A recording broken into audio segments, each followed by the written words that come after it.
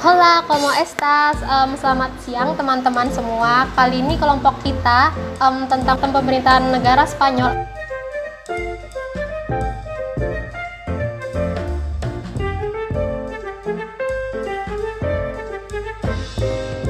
Nah, hampir dari kita itu kan punya TikTok ya nggak sih? Di FYP kalian kan pastinya dong lewat video-video dari Princess Leonor. Nah iya, Princess Leonor, dia itu kan cantik banget nggak sih? Yang senyumannya manis, selalu anggunli.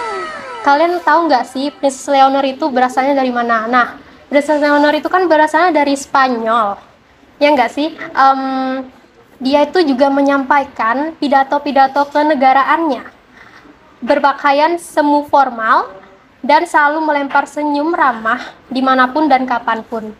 Kalau kita ngefans juga, kita juga pasti tahu dong kalau dia itu merupakan anak pertama dari dua bersaudara. Ayahnya adalah seorang raja Spanyol dan ibunya adalah istri dari raja Spanyol. Tentunya berarti udah jelas ya kalau Spanyol itu dipimpin oleh seorang raja. Tapi pembahasan kita nggak sampai di sini aja. So keep watching guys. Sejarah singkat dari Spanyol diawali dengan unifikasi Spanyol, bertepatan pada saat Spanyol dikuasai oleh Kerajaan Roma pada abad ke-2 sebelum Masehi hingga abad ke-5 sesudah Masehi, yang dilanjutkan oleh bangsa Visigot atau bangsa dari utara pada abad ke-5 hingga pada abad ke-7. Setelah periode tersebut, bangsa Moor Muslim menguasai Spanyol di abad ke-7 hingga abad ke-16. Pada saat abad ke-16 sampai ke abad 18, kerajaan Spanyol mengalami masa kejayaan sebagai imperium dunia dan menguasai hampir seluruh benua Amerika, Filipina, serta Guam. Namun, memasuki abad kejayaan Spanyol mulai menyurut. Dalam Perang Dunia Kedua dan Perang ke-1, Spanyol mengambil posisi netral, namun mengalami perang saudara pada tahun 1936 sampai 1939. Perang saudara dimenangkan oleh kelompok kanan yang didukung oleh militer dengan Jenderal Francisco Franco menjadi presiden di tahun 1939 sampai dengan 1975. Spanyol mengalami transisi damai demokrasi setelah wafatnya Jenderal Franco pada tahun 1975. Dalam masa demokrasi, Spanyol memiliki pertumbuhan ekonomi yang sangat tinggi. Spanyol bergabung dengan Uni Eropa tahun 1986 yang menjadi negara industri yang maju. Tahu nggak sih kalian mengenai sistem apa yang dianut oleh Spanyol? Nah, Spanyol ini merupakan salah satu negara dengan sistem pemerintahan monarki parlementer. Seperti namanya, dengan kata parlemen yang berarti bahwa parlemen di sini memiliki posisi yang khusus atau posisi yang lebih dominan, di mana ia memiliki wewenang penuh seperti mensahkan segala hukum dan dapat mengubah konstitusi, serta dapat mengangkat perdana menteri dan dapat menjatuhkan pemerintahannya. Di samping itu, raja di sini bersifat simbolik sebagai kepala negara. Nah, kalian itu tahu nggak sih kenapa Spanyol itu membentuk sistem seperti itu, yakni sistem pemerintahan monarki parlementer. Hal ini diketahui didasari oleh dukungan para pendukung monarki parlementer. Mereka berpendapat bahwa kekuasaan yang dipegang oleh satu tangan cenderung lebih efektif untuk menciptakan suatu stabilitas di dalam proses pembuatan kebijakan. Selain itu, mereka juga berpendapat bahwa perbedaan pendapat dan perdebatan atau persaingan antar kelompok menjadi relatif terkurangi karena hanya ada satu kekuasaan yang dominan tersebut. Hal ini dibuktikan dengan adanya pemungutan suara dalam pemilu yang dilaksanakan pada tahun 15 Juni 1978 yang merupakan pemilihan umum pertama di Spanyol ini mencapai 87% yang melahirkan sebuah keputusan untuk membentuk sistem pemerintahan parlemen untuk Spanyol ini. Selanjutnya, pada tanggal 6 Desember 1978, Spanyol membentuk konstitusi. Nah, sistem konstitusi ini atau undang-undang dasar sangatlah dibutuhkan untuk membagi kekuasaan yang ada. Di sini kekuasaan legislatif, parlemen Spanyol atau Cortes Generales, parlemen dengan 2 majelis, terdiri dari Kongres Deputi atau majelis rendah, beranggotakan 350 orang, dan Senat atau Majelis Tinggi beranggotakan 259 senator, dan Raja Felipe VI yang menduduki sebagai kepala negara sejak 19 Juni 2014 hingga sekarang, serta Perdana Menteri Mariano Rajoy Brey sebagai kepala pemerintahnya sejak 21 Desember 2011 hingga sekarang dari Partai Popular. Dalam otonominya, Spanyol membagi kekuasaan menjadi 17 daerah otonomi provinsi. 15 kota madya di bawah yurisdiksinya ini, dan 2 kota madya otonom dengan total 8.098 kota madya. Hal ini disetujui melalui referendum Oktober tahun 1979 mengenai perjanjian otonomi dengan suara mencapai 90% yang mengakui keberadaan kekuasaan 17 otonom dan pemberian sifat legislatif dan eksekutif yang tinggi sebagaimana negara kuasi federal ini. Jadi negara Spanyol itu menganut sistem politik demokrasi.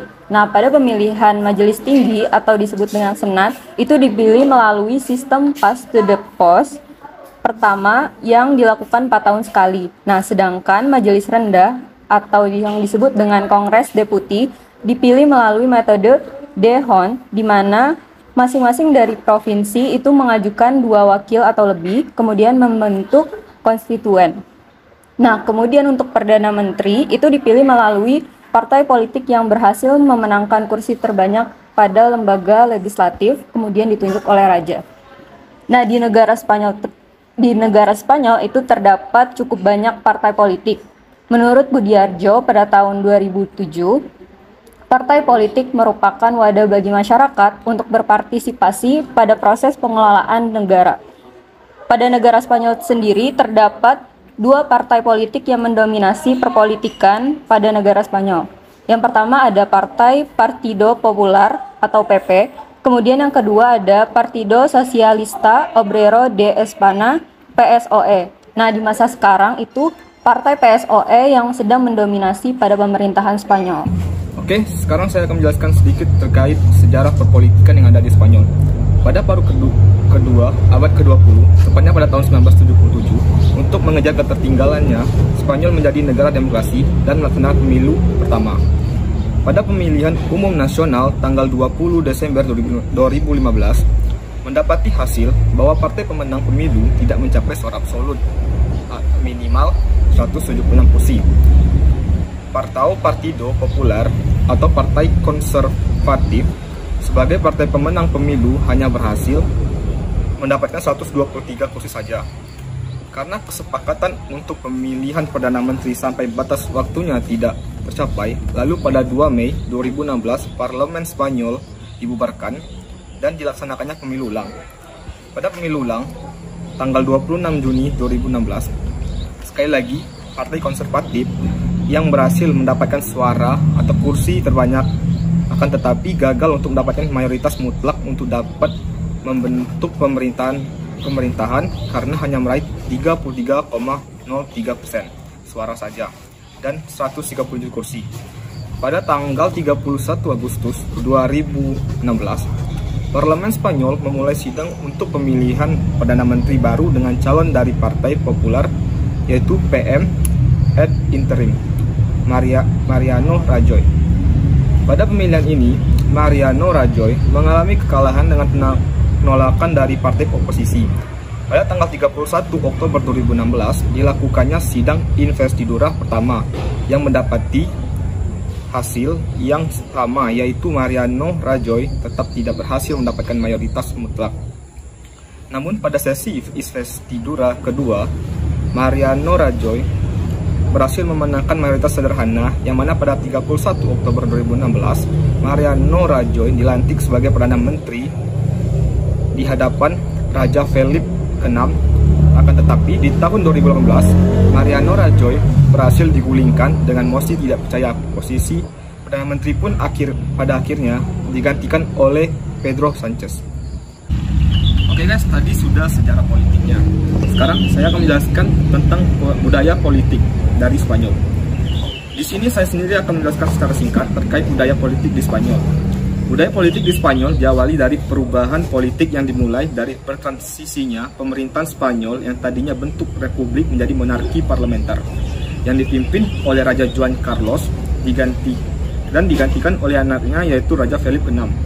Selain itu, sistem monarki disokong dengan budaya demokrasi parlementer yang benar-benar kuat.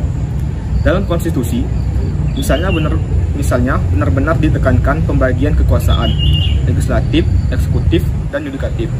Metode pemilihan pun menggunakan sistem PON, di mana bilangan pembagi perhitungan kursi partai dilaksanakan secara proporsional dengan suara yang diperolehnya. Baik, sekarang saya akan menjelaskan sejarah singkat dari pemerintahan pusat Spanyol. Referendum pada bulan Desember 1978 membuahkan hasil bahwa Spanyol berbentuk monarki konstitusional, yakni bersistem kerajaan namun tetap berjalan sesuai dengan konstitusional negaranya. Dalam penyelenggaraan pemerintah pusat, Spanyol juga memiliki lembaga-lembaga seperti di Indonesia loh. Ada lembaga eksekutif, legislatif, dan yudikatif. Dengan sistem ini menjadikan raja berada pada tingkatan tertinggi. Ia berperan juga sebagai panglima angkatan bersenjata. Di sini raja juga punya wewenang loh buat ngebubarin parlemen alias lembaga legislatif. Wah, ngeri banget ya. Oke, nah sekarang kita akan membahas tentang pemerintahan daerah Spanyol. Kita kan udah nyebutin nih di paper kita, Spanyol ini negara yang nerapin sistem pemerintahan yang multi-layer alias pemerintahan yang bertingkat. Meskipun sekarang kita lihat Spanyol adalah negara yang demokratis dan menghargai perbedaan, tapi sebenarnya dulu nggak kayak gitu loh. Bahkan bisa dibilang Spanyol di sekitar tahun 1800-an termasuk negara sentralistik yang terpusat, yang nggak sama sekali menghargai kekayaan daerah. Baru masuk kepada abad 19, Spanyol mulai berbenah dan berjalan cukup stabil dengan perjalanan penerapan sistem desentralisasinya. Jadi di Spanyol ini terdiri dari 17 negara otonom seperti berbagai negara lainnya. 17 daerah otonom ini diberi kewenangan untuk mengatur daerah sesuai dengan apa yang institusi amanatkan. Hal ini mulai diterapkan sejak Mei 1983. Masing-masing daerah memiliki badan legislatif unikameral yang dipilih oleh warganya. Seperti itu kurang lebih penjelasan tentang pemerintahan daerah Spanyol, teman-teman. Oke, setelah membahas tentang pemerintah pusat dan pemerintah daerah, sekarang kita lanjut ke tingkatan di bawahnya. Apa ya? Ada yang bisa nebak gak? Kira-kira habis pemerintahan pusat, terus pemerintahan daerah, terus pemerintahan apa lagi ya? Emang masih ada? Iya dong, jelas masih ada. Kalau di Spanyol tuh disebutnya sebagai pemerintah lokal. Yap, lokal. Kalau di Indonesia dikenalnya sebagai pemerintah provinsi dan kota. Terus apa sih bedanya pemerintah daerah? Jelas beda. Pemerintah daerah itu maksudnya pemerintah kawasan tertentu, bukan provinsi. Sedangkan di pemerintahan lokal, ini tuh membahas tentang pemerintah di provinsi dan kota, teman-teman. Ada lebih dari 8.000 pemerintah kota dan masing-masing juga punya dewan, komisi, dan wali kota tentunya. Wah, bayangin deh, ada 8.000 pemerintah kota, kayak gimana ya, banyak sekali. Di sini pemerintah lokal berwenang untuk mengesahkan peraturan daerah khusus selama peraturan tersebut sesuai dengan undang-undang parlemen nasional atau daerah. Menerima dana pemerintah pusat dan daerah, mereka juga dapat memungut pajak sendiri.